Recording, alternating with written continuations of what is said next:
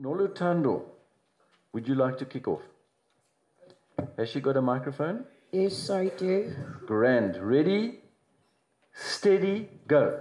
Okay, my question is, does South Africa have a water crisis? And the answer is yes. Climate change has affected water supplies in South Africa. Rain that the country usually depends on has become infrequent. This has caused dams to be lower. In Durban, for example, dams are lower than they were in 2010. And 35% of Durban's water in the city is stolen or given out from illegal connections. And also the largest river in South Africa, the Vaal River, and which supplies most of the country, is increasingly contaminated with fecal material due to the lack of sanitation supplies, and which indicates that there is a crisis. And as we speak, Gauteng is having a water crisis, which now they're extracting water from KZN, actually. Thank you. Oh, I still have... Right, that was 5 seconds to go. So according to Noluthando, Durban is cool, not so cool, it's got a water crisis. Gauteng is full of feces. No, with the foul. And Nkandla is looking good. Right. Pass the microphone to Sindisi. Natsa. Sindisa. Okay, Sindisa. Ready, steady, go. Okay, I'm tackling the question of fracking, which goes as, is fracking the solution for South Africa's energy problem? And our answer as UWC is no. Because the reason for this is that fracking, firstly, it has higher disadvantages than the advantages that the government says it has. Firstly, it is we are scarce in water.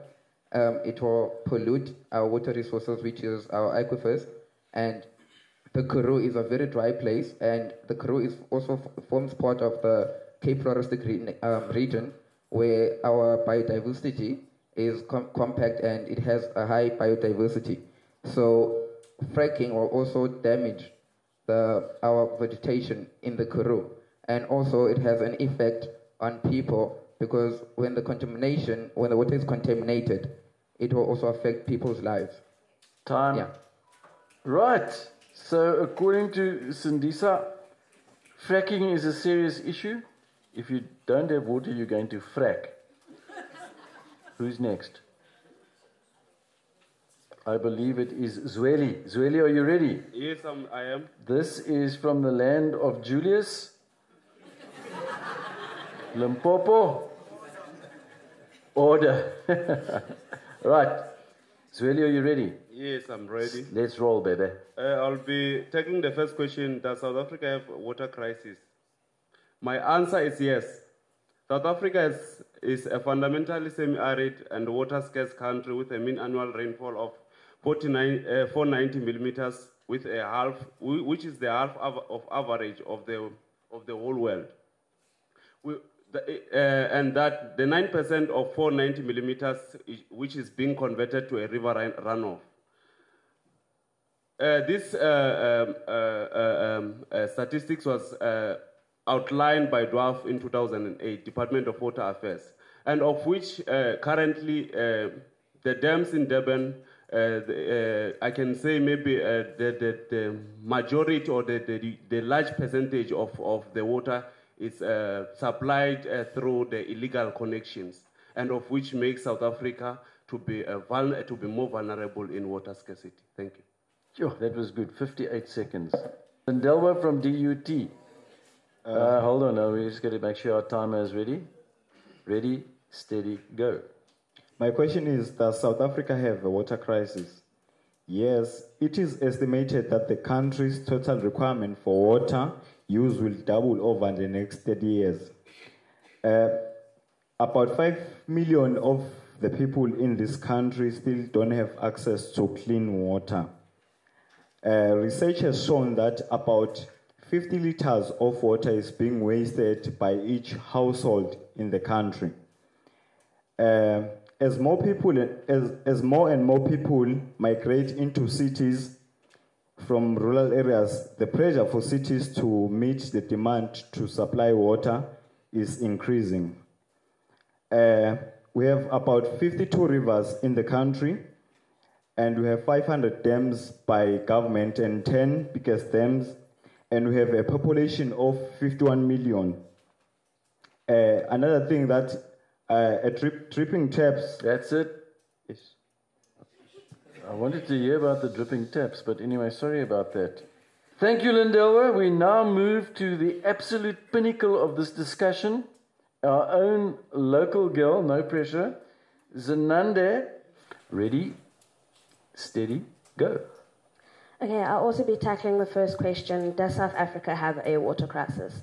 I think it would be really ignorant for everyone to say that South Africa doesn't have a water crisis, because in small towns like Grahamstown, for example, you get times where students don't even get water running out their taps. Like, they turn on their taps and there's no water coming out. I don't know if you guys remember in 2000 in South Africa, where there was a cholera outbreak in South Africa, which left about 265 people dead and just under 120,000 people infected with cholera. Also, water sources, where we get our water from, is also being affected due to people's disregard for the environment, so people littering and then litter going into the rivers, etc. And also because of industrial activity. Also, in informal settlements, there's an inadequate disposal of waste, which also affects the water. Grand. Now we move to Dumisani from Swane. Ready, steady, go. I'm Dumisani Mala from Tshwane University of Technology. I chose question C. Do South African citizens and municipalities manage waste adequately? And my answer is no. Currently, we're having waste challenges, especially in terms of education. Our waste management system on municipal levels, they are very poor. This is also substantiated by the fact that by the strikes that we see on a daily basis, which relates to also waste services, which should be provided by municipalities. The level of recycling, or the way in which people are supposed to be recycling, we have not yet managed to meet that at local municipal levels, and municipalities are not supporting recycling facilities. Therefore, I believe we have a problem when it comes to waste in the municipal level. Vincent. Vincent, are you ready? Okay. Ready, steady, go. Waste is not managed adequately in South Africa. There's a problem of mismanagement at landfill sites, and there's a problem of service delivery in informal settlements. Often landfill sites are set to fire by the managers. This is not only illegal, but it also releases toxic fumes into the air. Many landfill sites do not engage in effective recycling programs, and they do not use the organic materials in order to produce compost and fertilizers. Also find that they do not invest in biomass and the sealing of and capping of the landfill sites in order to extract methane gas to be used as an alternative source of energy. In most cases, there's often households do not engage in recycling programs at homes, and they also do not have incentives to invest in recycling programs because there are no incentives for them to do so. Thank you. Okay, so Deirdre, it looks like you are bringing up the rear, and you are going to be speaking in a short while. Are you ready? Ready, steady, go. Does South Africa have an energy problem, and should we implement fracking? Even though there is most of the research being done is not independent and has been biased, and even though most of the research is from America and we cannot compare the vertical to the horizontal fracking, from the data which is available, it has leaned significantly towards fracking not being sustainable. I say this firstly because human error in terms of the pollution of water is highly likely. This is not even taking into account the amount of water that will be used in terms of fracking. Furthermore, it is unreasonable and irrational to compare fracking to the general mining and farming sectors. There is no evidence that fracking will create many jobs. This is firstly because fracking is a skill that would need foreign skills and expertise, which South Africa does not have. Furthermore, the average South African worker would have to be trained for a minimum of 2 to 3 years. And thus we have to ask ourselves, is this sustainable? No. Good. 56 seconds. Let's see if I can get some of that. She says, but there's not enough data. It's not sustainable. The amount of waters that need. There's a problem with human error in our calculations. The decision to go ahead is irrational. The evidence is on jobs is lacking, and that we have no fracking skills. Did you know that? We've got no fracking skills. So now we go to the open-ended questions. And each person will have 1 minute to respond to the open-ended questions. Number one, it looks like Nolutando, you're going to roll. You've chosen question number? Question 7, your question is, what role can governments play in addressing climate change? Ready, steady, go. Okay. Firstly, I'd like to highlight that one of the Millennium Goals is to achieve universal primary education.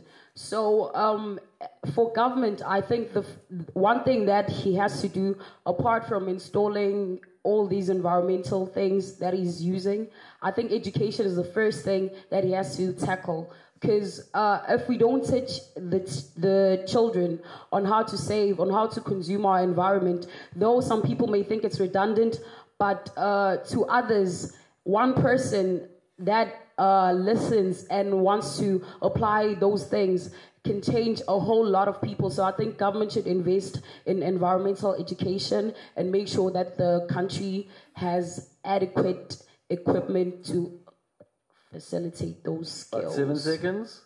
Yes? Nobody? Anybody else? DUT? Right. Great. Okay, Sadisa, UWC, which question? What is the Kyoto Protocol? That would be question number 9. Right. Are you ready, timekeeper? And go. The Kyoto Protocol is basically an agreement or a commitment that was agreed upon in Kyoto, Japan, 1997, and it became into action in 2005, which it basically commits the countries that belong to the UN and the convention to basically reduce the carbon emissions over the period of from the year 2008 to the year 2012. So it's basically a commitment where all these countries come together and commit that they sign down and say they will reduce the amount of carbon emissions. And from the countries that form part of the UN and the convention, there has been around about 39 that firstly initially signed, and America was the only one that did not want to sign it first, but they ended up signing it eventually. So, yeah. Time. Okay, good. Good. Not so good. I thought it was very good. Is South Africa signed? Yes. Are you sure we did sign? Yes. Okay, next we've got Zweli from Limpopo. Which one did you choose? Number 1. Number 1. Yeah, and that question reads, what are climate change and global warming, and how are they related? Wait. Hima. Ready? Go.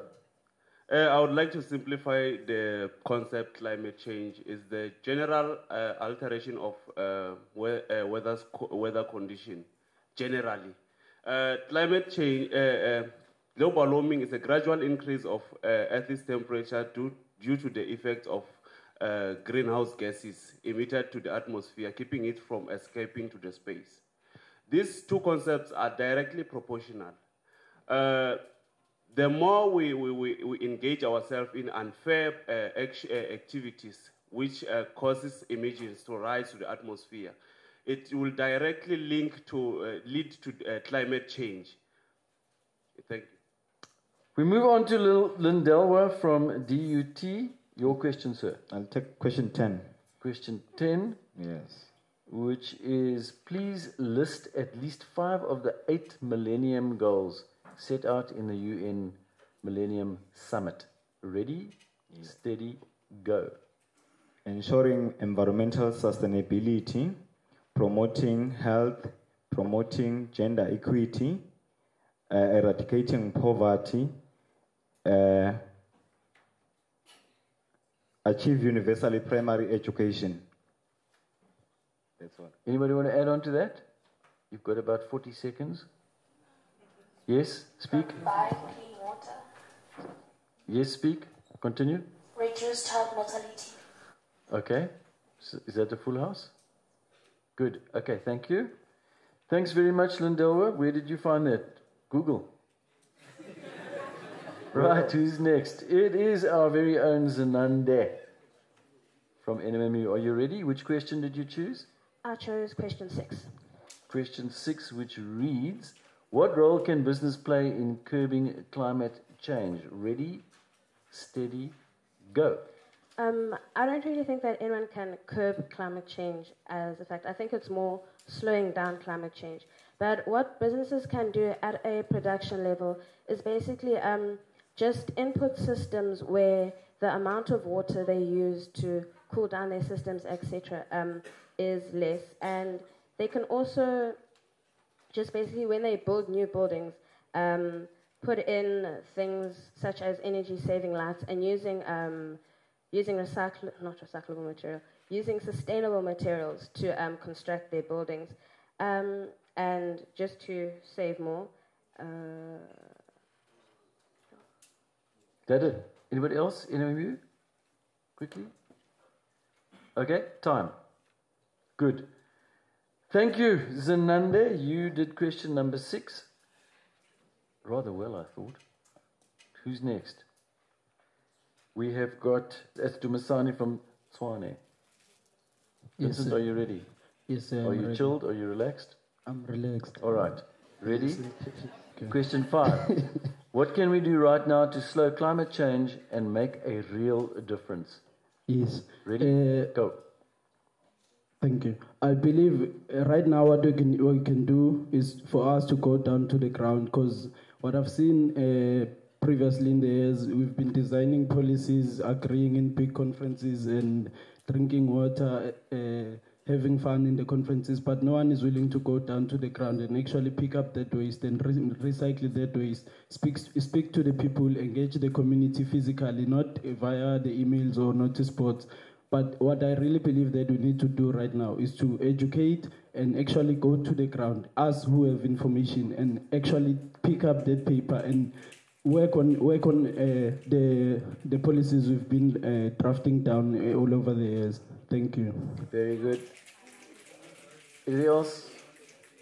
Timekeeper? Done. Okay. Thank you very much, Dumasani. Solid effort. Now we have the other half of UPE, UP. That is Bethany. Thank you, Rob. Bethany, what question did you choose? Question 7. What role can governments play in addressing climate change? Ready, steady, go. Okay, so as we all know, the basic role of the government is to create policy. So we're going to start there. So the government makes the laws of the land. So obviously, governments must make laws that comply with environmental standards. And I also think small stuff, as this guy was saying, grassroots level stuff. So ensuring public transport is effective and safe for our citizens to use. Ensuring that education, as the lady over there was saying, education emphasizes environmental education as well at a low level. Also doing things like themselves being servant leaders. The government can't tell us that this is the new law that we've made. We're going to be a green country. They have to do it themselves. So in parliament, they must be a green parliament. They must eat sustainable food, etc. Thank you. Right, and last but certainly by no means, we've got Deirdre from Stellenbosch. Which one are you doing? I'll be doing number 10. Number 10. Please list at least 5 of the 8 Millennium Goals set out. So in terms of the United Nations Millennium Summit, those goals were to eradicate extreme poverty and hunger, to create access to universal education, to promote gender equality and empowerment of women, to reduce the mortality rate, to improve the maternal health, to ensure environmental sustainability, and also to look at the Global Partnership for Development. There you have it. 20 seconds. Flat, done. Great. Let's give them it's quite something to just have to bat like that, eh? Now if we go to the next question, the next session. Dumisani, read your question. I have question 2. What role does human activity play in the current global warming trend? Right, and my answer to that question is that as humans, we tend to burn and extract a lot of grounded material that was grounded by nature over a long period of years. That material, such as carbon dioxide, as we are generating electricity, therefore that also contribute to the warming of our global Earth, and as well as we like buying cars, and everyone wants to have a car. Everyone wants to have a fireplace in their homes. Everyone wants to be on an airplane, and they actually contribute to carbon emission also in the atmosphere. We're also not conscious of our waste and the disposal of our waste. Therefore, that creates more landfills in our environment, leading to loss of space and loss of biodiversity within our environment. Thank you. Great, you had 2 seconds left. That's excellent. Dumsani, just check that it's on. Yeah, what is Kyoto Protocol? Ready, go. This is an international treaty whereby stakeholders from different countries sit to binding rules or enacting laws which will govern the ways in which industrialized countries are going to control their emissions to the atmosphere. So they have to sign down so that they cannot contradict what they sign. They must have a clear understanding of what they are signing for to reduce emissions. Thank you. Excellent. Let's go to, seeing that she's always last, we'll go to Dedray from Stellenbosch. Number 8. Which countries contribute the most to global warming? Okay, so in terms of the countries that contribute the most to global warming, it's usually the development countries. Unfortunately, I do not know the country specifically, but I do know in terms of the Kyoto Protocol that the reason that it was implemented was because the development country have a ratio that is much higher than the developing countries in terms of greenhouse gas emissions, so that they have to be responsible for the high greenhouse gas emissions that they have, so that developing countries don't have to suffer therefore. Thanks. Well done. Thank you. Anybody else? Yes? China, Russia, Brazil, and India, Germany, UK. All right. An enhanced answer. Teamwork, sort of. Contribute opposite universities helping each other. I read somewhere that it is indeed cattle that are the biggest causes of methane, because they what is the word? They pass gas, Susa, something like that. All right. Bethany from the University of Pretoria. Which one did you choose? Okay, what are some of the impacts we can expect from climate change? Okay, so obviously there's the rising of the sea levels because of the melting of the ice, because the atmosphere is getting hotter and hotter. A loss in biodiversity, as we've seen with the dodo and the polar bears, because they're fragile and in trouble. Also, there's going to be a lot of problems with food security, because the places where the crops were growing and they were flourishing, the climate has changed there, and that's obviously changing the fact that the food can grow. So we're going to have to find new places to grow food, and it's going to threaten our food security. The threatening of our food security also leads to economic problems, because the scarcer food is, the more expensive it will become, and therefore they'll affect the citizen, everyday person on the streets. So yeah, that's it. Thank you. Thank you. You did it. Anybody else? Zanande, seeing that she's holding the mic. Zanande, your question is? What can we do right now to slow climate change and make a real difference? The things that we can do right now, I think it's just the everyday things, the little things, like making sure you turn your tap off when you're brushing your teeth, or use a glass of water when you're brushing your teeth instead of leaving the tap running. Taking shorter showers, and Take your time. No pressure. There's a lot that can be done. We can also work together in mass transportation. We could also encourage people to use buses or lift clubs for going to work, especially staff members. We could also encourage more on cutting down of trees. I mean, we encourage more people to plant trees instead of cutting them down. We encourage students from primary level to start taking care of the environment and introduce programs such as the one that was introduced, the environmental stewardship programs. It's there's a lot that can be done. Thank you. Thank you. It's collaboration, cross-university collaboration, inter-faculty assistance, Mr. Ely. This is a good thing. Okay, that leaves only 2 contestants, or is it 3? I think we'll go Lindelwa. Where's Lindelwa? What are climate change and global warming, and how are they related? Climate change is a seasonal change over a long period of time, and global warming is the rising of atmosphere. Warm global atmosphere causes climate change, and it affects patterns of rainfall and can cause droughts and storms. Thank you. That's time. I mean, the Earth has gone through cycles over the years, hasn't it? We've had ice ages, and we've had, the ice disappeared and so forth. So it's not abnormal, but it's a bit accelerated at the moment. In fact, quite a bit from what I can hear. We have 2 people left, and I think I'm going to go for Nolutando. Got 10. Number 10. Yes, I got 10. No, man, can't we change that? No. All right, okay. Okay, 10 says, please list at least 5 of the 8 Millennium Goals set out in the United Nations Millennium Summit. Okay, firstly, it is the eradication of poverty and hunger. It is to achieve universal primary education, promote gender equality and empower women, reduce child mortality, improve maternal health, combat HIV and AIDS, and also developing a global partnership for development. Excellent.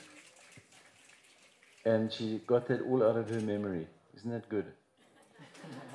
So that leaves us with Sindisa from the University of Western Cape. Thank you, Sindisa. Okay. My question is, question 4. And it reads as follows. Should I be worried about climate change? Will it affect me personally? The answer is yes, we should be worried about climate change, and it will affect us personally because the rising sea levels, the increasing temperatures, they become droughts in places where there were no droughts before. And it minimizes food security. And when farmers cannot produce food, we do not get food. Then prices automatically increase. So when prices automatically increase, that means you have to buy bread at a higher price. So even though it's a long cycle that starts from being hot, just being hot, it actually does influence us, or it does affect us in the long run. And even when it gets cold, in areas where temperatures changes and becomes cold, it becomes cold because the colder it gets, you get sicknesses that you wouldn't have been getting if climate didn't change as fast as it is currently. Thank you. Thank you very much. Okay, so that's it.